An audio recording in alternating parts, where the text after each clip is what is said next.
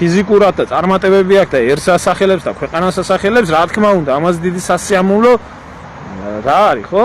ეხარია და ვამაყობ და ბედნიერი. აი ეს გორის მერი რო არის, საწოდავი ის ხინჯაგაშვილი ის. ბაია პატარაიამ დაიბარა. ბაია პატარაიამ ოლიმპიური ჩემპიონი კაცი. რა გითხო.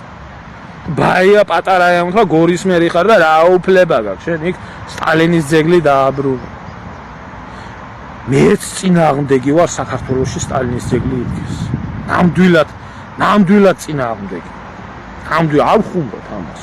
იმიტომ რომ დღეს ჯორჯია ისეთი ქვეყანა, სადაც დემნა გვასალია არის საპატიო მოქალაქე.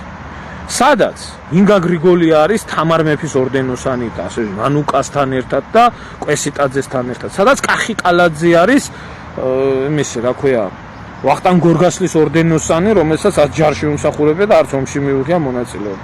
სადაც უგულავა არის ისა რა ქვია თამარ დავით აღმაშენებლის ორდენის კავალერი. სადაც მეგის ქარდავები და ახალაიები ფლობენ წმინდა გიორგის და რაინდობის ორდენს. მეც წინააღმდეგი ვარ, რომ აი ესეთ ქვეყანაში სტალინის ძეგლი იდგას. და ესეთ ქვეყანას მე საქართველოს არ უწოდებ. ესაა ჯორჯია. თქვენ ხარ ჯორჯიანელი. საქართველოს სახელით მუისაუბრეთ. ჯორჯიის სახელით ისაუბრეთ და გადადით ბატონო და ჯორჯიის შტატით მიიღეთ, ამერიკა მაინც ემიგრანტების ქვეყანაა და ჯორჯიის შტატის სახელით მიიღეთ მონაწილეობა ყველაფერში.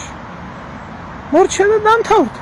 დაგვანებებთ თავს ჩვენს დღესა ქართველი ერი მისი არსებობის მანძილზე ხშირად ყოფილა დაცემული და გამწარებული და დღეს საქართველო არის დაცემული, როგორც ხალხია დაცემული, ისე სახელმწიფოა დაცემული.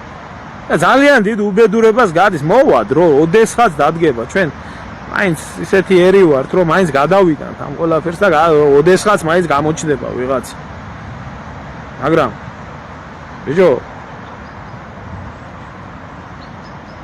ამ პერიოდს, როდესაც შეაფასებს დღეს, რასაც საქართველოს ჭირს ადამიანი და გააცნობიერებს, თუ აი ოდნავ ქართველი ხარ.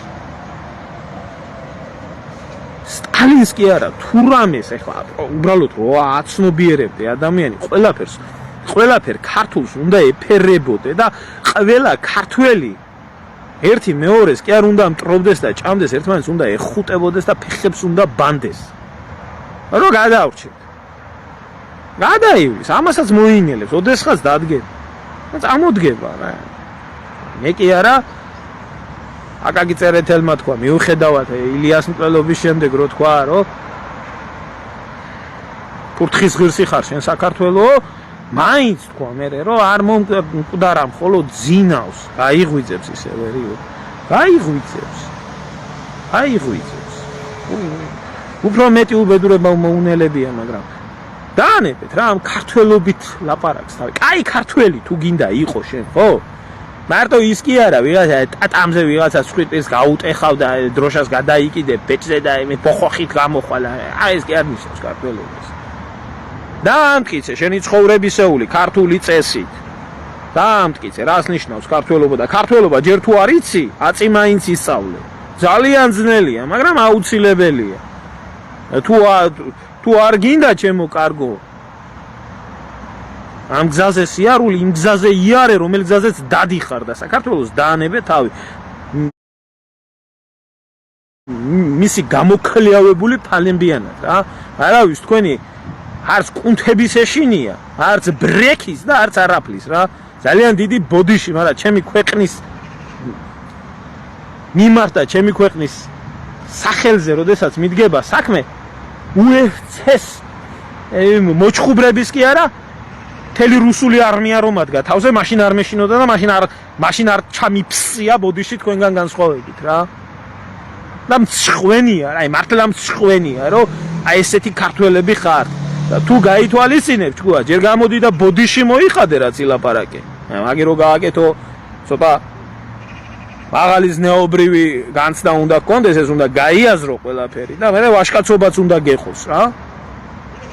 და როცა ამ ყველაფერს გააკეთებ, მე კიდე შეიძლება გადაწყვიტოს ერმა და ერის რაღაცა ნაწილმა გაპატიოს ის რაც გააკეთე, იმიტომ რომ არის ზოგი შეცოდება, სათქმელათაც ძნელი არის და არც შენდობა უხერხდება და საერთოდ საქართველოში ეგრე არის მოსული რა. შენ თუ აი ფულიანი ჩათალახების ერთგული ხარ, მაშინ უნდა ადგე და უნდა აგინო შენ ერს, შენ ქვეყანას, შენ წარსულს და ერთგულების ტესტის ერთ-ერთი მთავარი შტამპი არის, უნდა ადგე და სტალინს უნდა აგინო. სტალინის დედა, მინიეს.